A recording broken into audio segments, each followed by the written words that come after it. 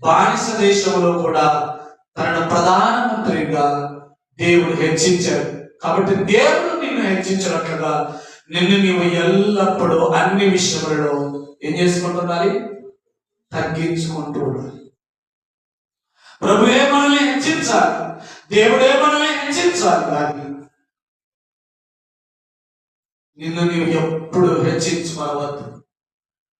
నీవెందుకు పిలువబడిన యజమాని కడారమున నిన్ను తీసుకొని వచ్చి అందరికంటే హెచ్చైన స్థానంలో నిన్ను కూర్చోపెడితే నీకెంత గర్వం, ఎంత సంతోషం కలుగుతుందో, అలాంటి సంతోషం, అలాంటి ఆనందం నీకు కలగాలంటే ఏం చేయాలా? మనల్ని మనము తగ్గించుకోవాలి. ఎవరికి వాడు తను తాను ఏం చేసుకోకూడదు? హెచ్చించుకోవాలి.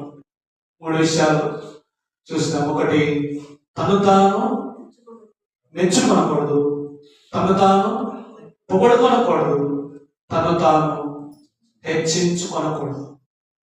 తను తాను మెచ్చుకొనకూడదు, తను తాను పొగుడుకొనకూడదు, తను తాను హెచ్చించుకొనకూడదు. ఎప్పుడు కూడా మనలో అటువంటి కార్యాలు ఉండకూడదు.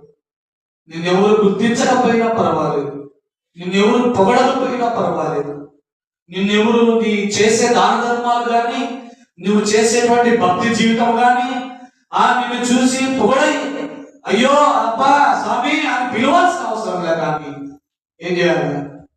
నీ భక్తి జీవితము, నీ యథార్థ జీవితము, నీ ప్రార్థనా జీవితము నీ ప్రభువు నీ దేవుడు మెచ్చుకునేటట్టుగా ఉండాలి. కానీ నీ దేవుడు నిన్ను పొగిడేటట్టుగా, నీ పనులు, నీ స్నేహితులు, నీ బంధుమిత్రులు పొగిడేటట్టుగా నీ జీవితం ఉండాలి. కానీ నిన్ను నీవు పొగుడుకొనటం వలన నీకు ఎటువంటి ప్రయోజనం లేదు. నిన్ను నీవు హెచ్చించుకోవటం వల్ల నీవు తగ్గించబడతావే. కానీ నిన్ను నీవు తగ్గించుకున్నట్టు చేత దేవుడు మనల్ని ఏం చేస్తాడు? హెచ్చిస్తాడు. దేవుడు హెచ్చిస్తాడు. 4వది, అతి ముఖ్యమైనది, జ్ఞాపకం చేసిన ముగించేస్తాడు.